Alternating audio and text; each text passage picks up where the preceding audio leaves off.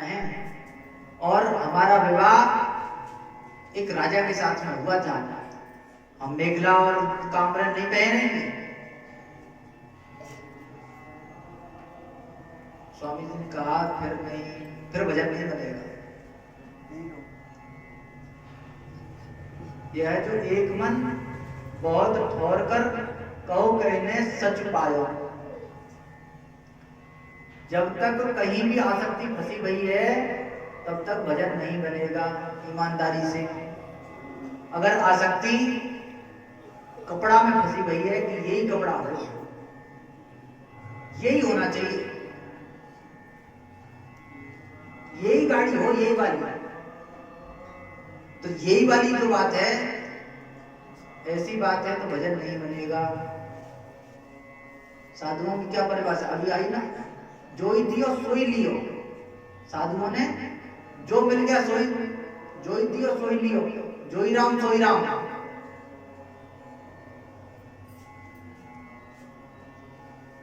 काहू बैना होए दियो रोए बोए भक्ति आई।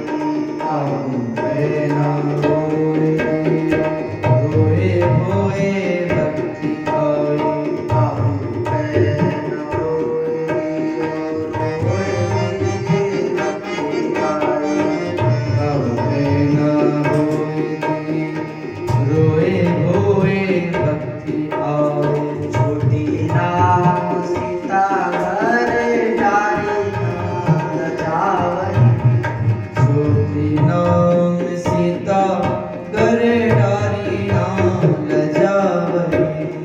यहो दूर डारो करो तन को उगारो कियो। तुम दूर डारो करो तन को उगारो कियो। रव्यो रामानंद हियो पिपाना सुहावई। द्रवो रामानंद हियो पीपना सुहावै। काहू पहना दियो रोए। सब रानियां 20 रानियां आई, 20 रानियों में से किसी की सामर्थ्य नहीं हुई कि कांवर पहन ले, क्योंकि वैराग्य नहीं था। और छोटी रानी का नाम है पद्मावती। रानी पद्मावती। वो छोटी रानी पद्मावती भागती हुई महलों से निकलकर आई निवास से, और उन्होंने कहा महाराज मैं आपके साथ चलूंगी। ये छोटी महारानी कौन है? ये छोटी महारानी स्वयं शत्रुपा माता है। मनु जी की जो पत्नी शत्रुपा जी हैं, वे सीता सहस्त्री जी के रूप में है। तो पद्मनी रानी ने कहा कि मैं आपके साथ चलूंगी। देखो मनु जी महाराज दशरथ जी के रूप में प्रकट हुए और शत्रुपा माता कौशल्या जी के रूप में प्रकट हुई। तो कौशल्या जी ने देखा कि मेरी पुत्र वधू राम जी का अनुगमन कर रही है। वनवास किसको हुआ था? किसको हुआ था? राम जी को।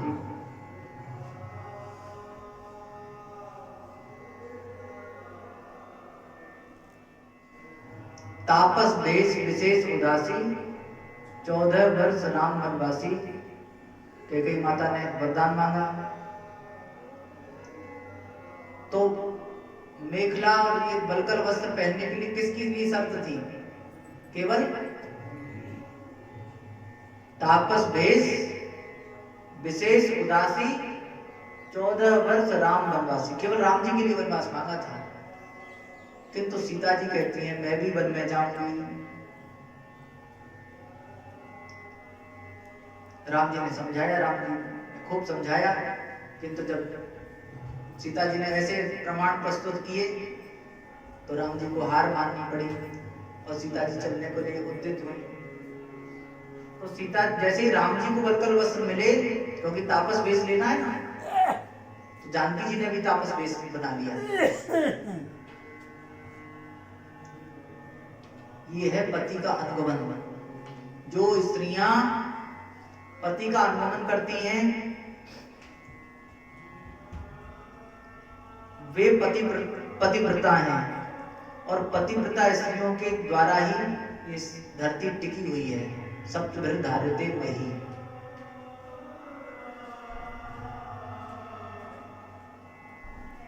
अंधा, काला, लूला, लंगड़ा, बुद्धिहीन, मूर्ख, कैसा भी पति हो, ऐसे वो पति कर किए अपमाना, नारी पाप जमपुर दुख नाना। एक प्रथा चल रही है,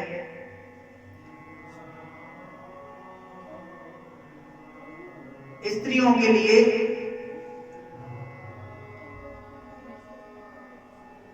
केवल पति ही उनका गुरु है। ये शास्त्रीय बात से प्रमाणित बात है।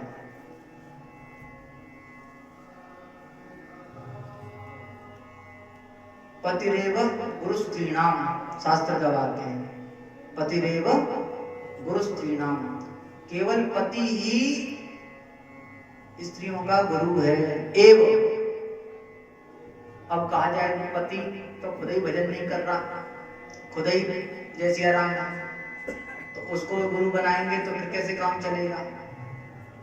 तो बोले भाई एक उपाय है, गुरुदेव के द्वारा पति दीक्षा ले और वह भी भजन में लगे और स्त्री भी भजन में लगे, तब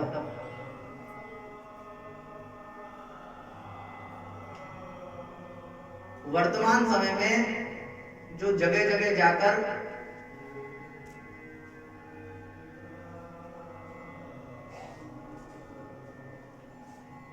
आज इन गुरु जी के पास में गए, कल उन गुरु जी के पास में गए, परसों उन गुरु जी के पास में गए, ये विधि नहीं है और ये शास्त्रीय बात है।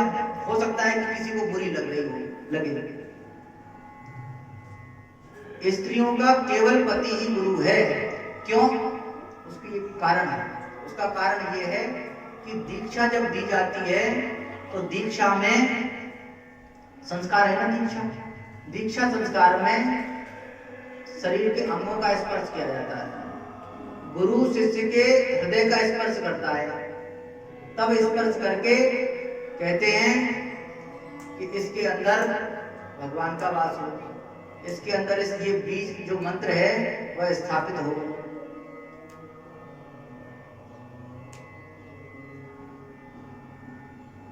और स्त्रियों के लिए चाहे वह उसका शास्त्रीय बात कह रहे हैं हम, यदि कोई कहना चाहे तो हम शास्त्र का प्रमाण भी आपको उठा के दे सकते हैं। स्त्रियों के लिए किसी अन्य पर पुरुष का स्पर्श का निषेध है, चाहे वह उसका ससुर ही क्यों ना सही है, जेठ ही क्यों ना सही है। प्रणाम करना चाहिए किंतु दूर से, स्पर्श दोष से रहित होकर। स्पर्श की विधि नहीं, प्रणाम की विधि है। ससुर का प्रणाम करो, जेठ को प्रणाम करो, सबको प्रणाम करो, किंतु स्पर्श नहीं। यहां तक विधि है। मनु जी महाराज कहते हैं, मनु जी कौन? पीपा जी महाराज ही मनु के रूप में प्रकट, मनु जी महाराज ही पीपा जी के रूप में प्रकट हुए, इसलिए हम ये बात कह रहे हैं। मनु जी कहते हैं कि यदि अपनी माता भी है तो अपनी माता के साथ में युवक पुत्र भी एकांत में ना बैठे। फिर अन्य की तो बात ही क्या है। अपने जवान पुरुष का, अपने जवान पुत्र का भी स्पर्श माता को अधिक नहीं करना चाहिए। मनु जी का वाक्य है। तो आशीर्वाद दे वो अलग बात है। स्त्रियों के लिए केवल पति, ऐसे पति कर किए अपमाना, नारी पाप जमपुर दुख नाना। किंतु अब बात आती है कि फिर ये जो परंपरा है संतों की, हम परंपरा से देखते हैं कि संत दीक्षा देते हैं, तो ये गलत है क्या? नहीं, ये गलत नहीं है। क्यों? इसमें तारतम्यता बैठानी होगी। तारतम्यता ये है कि यदि पति पतित है, भगवान के भजन से शून्य है, भगवान के भजन में नहीं लगा हुआ है, तो ऐसे पति का जो भगवान के भजन में नहीं लगा है, ऐसे पति की अपेक्षा जो भगवान के भजन में लगे हैं उन पति को वहां लेकर जाए, तब वो पति को भजन में लगाए स्वामी जी महाराज जी, दीक्षा दें और तब उस पति से वह मंत्र दीक्षा ले। शास्त्रों में ऐसे ऐसे पुराण हैं,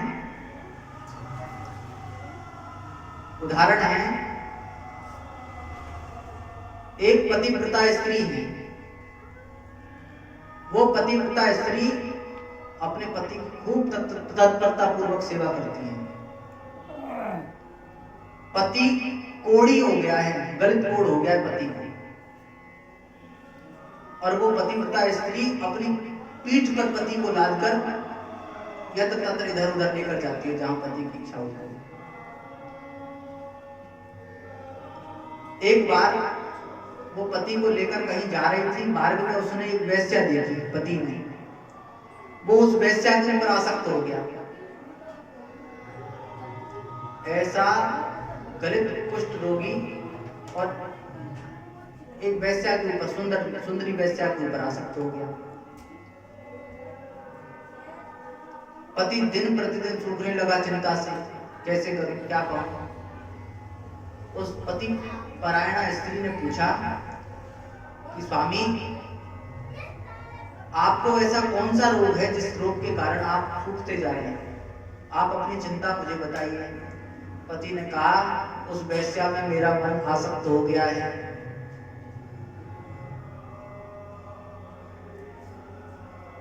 वो पतिव्रता स्त्री रात्रि के प्रथम प्रहर में, रात्रि में ही उस वेश्या के यहाँ जाती और उस वेश्या के यहाँ जाकर चौका बर्तन झाड़ू पोंछा सब करके आ जाती।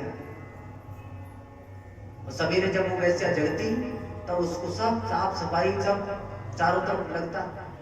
वो कहता कौन आता है, कौन सफाई करता है, कौन बर्तन साफ करता है, कौन कपड़ा साफ करता है, कौन झाड़ू पोंछा करता है, कहीं देवता आते, क्या बात है। एक बार वो वेश्या सोई नहीं, सोने का अभिनय करने लगी और उस वेश्या ने देखा कि एक ब्राह्मणी ब्रह्मदेव से पुष्ट पतिव्रता वो सेवा कर रही है।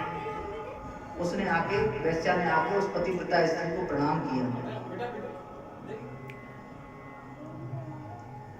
और कहा, देवी आपके तेज से ये पूरा भवन जगमगा रहा है और आप मेरे यहाँ आकर मुझ जैसी पति वेश्या के यहाँ आकर सेवा कर रही है।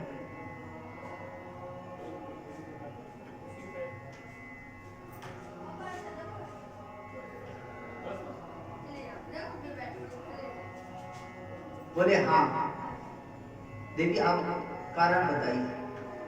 तब उन पतिव्रता ने कहा, मेरे पति आपके ऊपर आसक्त हो गए हैं।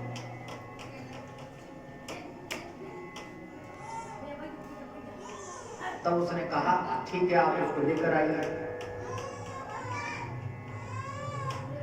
तब वे पतिव्रता उसको लेकर गई और मांडव ऋषि के द्वारा जो श्राप लगा, ये कथा पुराण में वर्णन है। कहने का अभिप्राय है कि पतिरेव गुरु स्त्रीणाम। फिर यहाँ जो ऐसी विधि है, ये बोले सबसे पहले स्वामी जी ने दीक्षा ली है। सबसे पहले स्वामी जी ने दीक्षा ली है और स्वामी जी ने जब दीक्षा ली तो स्वामी जी के द्वारा ही मंत्र दिलवाया गया। और स्वामी जी ने, अभी तक नाम क्या था,